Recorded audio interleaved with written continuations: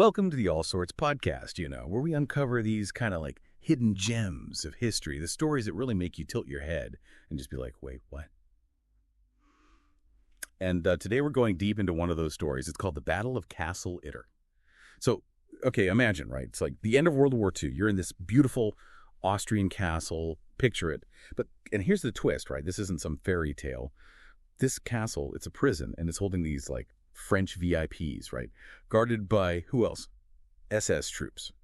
Now, are you ready for this? Throw in like this ragtag group of American soldiers, anti-German soldiers fighting with them against those SS troops. She says, what? This story is about the craziest alliances, bravery, and a whole lot of what ifs. You've really painted like quite the picture there. And, it's all true. This event, it's often kind of overshadowed, I guess, by that bigger story, World War II, right? But it really shows just how complex and even like blurred the lines of that conflict could be. It forces us to like rethink what we think we know about the war. Okay, so let's zoom in on this Austrian castle, Itter. Now, it wasn't always a prison, right? Yeah. They actually had this really pretty vibrant history. It even hosted luminaries like that composer, Franz Liszt, and the pianist Arthur Rubinstein. It's almost like poetic in a way. This place of art and culture became a battleground for this crazy battle. Right. That is fascinating, isn't it? The Nazis, we know, they often, repurpose. They repurposed existing structures to fit their own plans. And in this case, they saw Itter Castle as this like strategic location perfect for holding these high-profile prisoners, people they thought they could use as bargaining chips. So, okay, who were these VIPs? We're talking like former prime ministers, right? Yeah. A famous tennis player even, and even a general. What was the Nazi strategy behind imprisoning all these big names? Yeah, you're right to be questioning their motives. I mean, the Nazis really believed these people had like significant political and symbolic value. They probably hoped to use them to get better terms for themselves, as the war was coming to an end. But of course, things were changing so fast on the ground, and their plans, well, we know they completely kind of fell apart. Right. Okay, so now this is where things get really, really interesting. The prison commander and SS guards, they just abandon their posts, and they leave the prisoners just to fend for themselves. Can you imagine? That must have been terrifying, but also like strangely freeing in a way. Oh, absolutely. Imagine like the uncertainty, right? Suddenly they're in control, but they're still surrounded by the enemy. And to their credit, they didn't just sit around waiting. They actually armed themselves with anything they could find, ready to resist. Wow. So now we've got these French VIPs basically holding down the fort, right? This is where the story takes this completely wild turn. Two prisoners, a Yugoslavian named Zvonimir Jukovic and this Czech cook, Andreas Krobot. They actually managed to escape. Wow, that must have been so risky. But, their courage, it really paid off. They managed to connect with not just American forces, but also with a German Wehrmacht major. His name was Josef Gangl. Now, for those who might not know, the Wehrmacht was like the unified armed forces of Nazi Germany. Hold on, wait. So we've got Americans and a German officer working together. This just sounds impossible, given everything going on. What would make Gangl join forces with the Americans? Yeah, that is a good question. A question that needs like more exploration. Gangl, even though he was in the Wehrmacht, he had become disillusioned with the Nazi regime. It's important to remember that, not all Germans were Nazis, and some actually actively resisted. Gangl's decision, it really speaks volumes about like how complex war can be, where individual conscience can clash with like bigger ideologies. You know what I mean? Totally. So, okay, this is a pretty, peculiar situation. American soldiers, a German officer, and French VIPs, all united against this common enemy. It sounds like a movie, but it really happened. And I'm guessing they were facing some pretty big challenges, right? Oh, yeah. They ran into roadblocks, enemy fire, even a bridge that almost collapsed under their tanks. It was dangerous. But they had this shared goal, and that kept them going. I can imagine.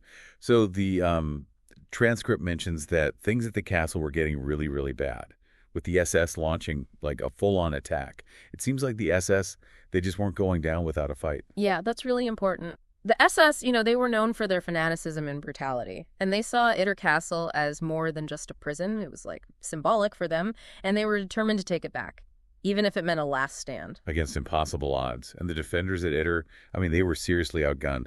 The transcript mentions an American tank, it was called Bissot and Jenny, being completely destroyed. It's just a reminder of how dangerous it all was. Yeah. The loss of Bissot and Jenny, that was a big blow. But in all this chaos, something truly incredible happened. Jean Barotra, that tennis player we talked about earlier, he volunteered to escape from the castle to get more help. Wait, are you serious? A tennis star over a castle wall, through enemy lines? You're kidding? Nope. It's like straight out of a movie. What would even make him take such a risk? Barotra's actions were truly just courageous. He could have stayed safe inside the castle walls, but he chose to risk his own life. It shows his character, his loyalty, and maybe even like a deep understanding of what was at stake. Wow. And somehow he actually escapes. The transcript says he even reached American lines, got a uniform, and joined the relief force. Talk about a turning point. But before we get to all that, let's take a closer look at some of these key players in this story. Welcome back to the All Sorts podcast, diving right back into that wild story, the Battle of Castle Itter. Man, it's just crazy, right? A world-famous tennis star risking his life in the last days of World War II. Like, what kind of person even does that? Well, let's start with Captain John C. Jack Lee Jr., the American tank commander who actually led that first rescue mission to Itter. He was young, a real charismatic leader, known for his, quick thinking and courage, obviously. Yeah, the transcript mentions that he, totally volunteered for this mission. He could have just stayed with his unit, but he chose to do this. What made him take on such a risky thing? We can only guess, but it seems like Lee, he just had this deep sense of compassion and a strong moral compass, I guess. He saw people in need, even if they were, former enemies, and he just acted. It's a powerful example of, human decency, even in the middle of war. Right. And, of course, we can't forget Major Joseph Sepp Gangl, the Wehrmacht officer who basically defied orders to join the Austrian resistance. I mean, him choosing to fight with the Americans, it just doesn't fit with the image we have of German soldiers in World War II. Yeah, it really challenges that, doesn't it? Gangl's story is like one of disillusionment and redemption. He saw the horrors of the Nazi regime firsthand and ultimately chose to fight against it. His actions, they really make us question that simple idea of good versus evil that we often see in war stories, For sure. I can't even imagine the internal struggle he must have gone through. He was a decorated soldier going against everything he was trained for. What do you think pushed him to make that decision? Well, we can't say for sure, but the historical context is really important here. By this point, Germany was losing the war. And the things the SS did, those atrocities, they were becoming well known, even within the German army. It's possible Gangl just saw what was happening, both, militarily and morally, and chose a different path. It adds a whole other layer of complexity to this battle, doesn't it? It reminds us that even in something like the German army, there were people who questioned things, who resisted, and who ultimately fought for what they believed in. Absolutely. And what he did during the battle, it was incredible. He fought with the Americans and the French prisoners. He even gave his own life to protect a former French prime minister. It's tragic, but it really shows his commitment to this, totally unexpected alliance. Yeah. And speaking of bravery, I mean, we can't forget Jean Barotra's escape. It's just amazing. He not only escaped, but he came back with reinforcements. Barotra's actions, they show this kind of heroism that goes beyond countries. He was definitely a French patriot, but he was willing to risk everything for the other prisoners, no matter where they were from. It speaks to something, deeper, humanity and compassion. Right. His escape was definitely a turning point. But before we talk about the final battle and what happened after, let's zoom out a bit. What was happening in the world when all this was going down? Well, remember, this was the very end of World War II in Europe. Hitler was dead. Germany was about to collapse. But there were still groups, especially the SS, who were fanatical and dangerous. So even though the war was basically over, the fighting still kept going in some places. It seems like the SS, even when they were losing, they just wanted to hold on to whatever power they had left. Exactly. The Battle of Itter, even though it was small, it gives us a glimpse into the chaos of those last days. The castle, with all those VIPs, it was a target for the SS, even when they were losing the war. So it reminds us that history isn't always, neat and tidy. Even as the war was ending, battles were still happening, people were still dying. What do you think the soldiers on both sides were thinking, knowing the war was almost over? That's something historians are still trying to figure out. I imagine there were a lot of different emotions, relief, exhaustion, maybe even disbelief. But for the people at Itter, the fight was still very real, no matter what was happening in the rest of the world. Right.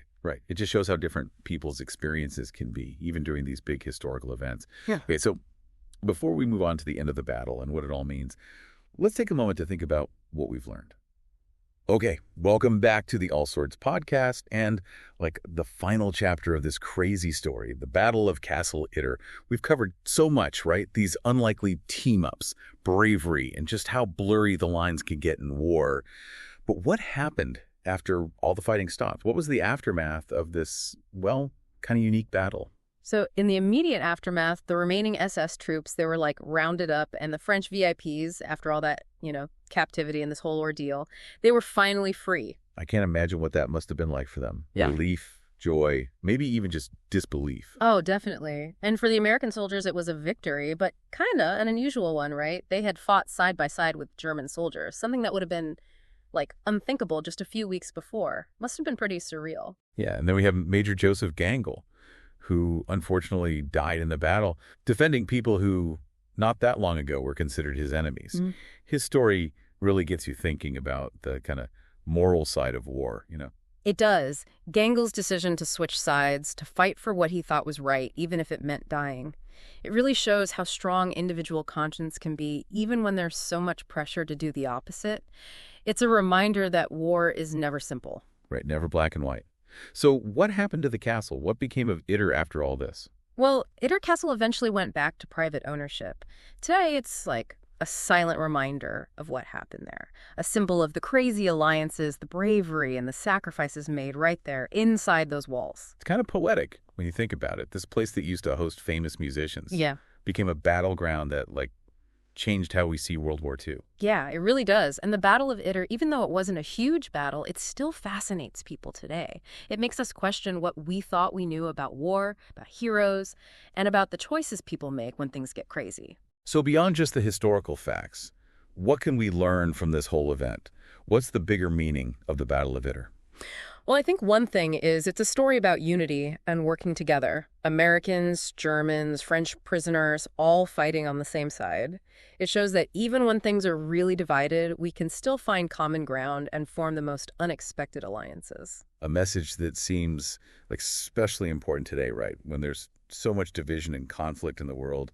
The Battle of Itter shows us that even in the darkest times, working together and having shared goals can win out. Yeah, I think so. It also reminds us that history is full of surprises. We shouldn't think we know everything or that we fully understand the past. The Battle of Itter is a perfect example of how a small event can change how we see a much bigger story. It's a good reminder to stay curious, keep exploring, and be ready for the unexpected. Definitely. And most importantly, it's a story about the strength of the human spirit. Even when things seem impossible, courage, compassion, and hope, they can still shine through. Absolutely. The Battle of Castle Itter is a story that we should never forget and should keep sharing. It speaks to something, deep down, reminding us that we're all human and that even in the middle of conflict, there's always potential for good. Well said. And with that, we come to the end of our deep dive into the Battle of Castle Itter.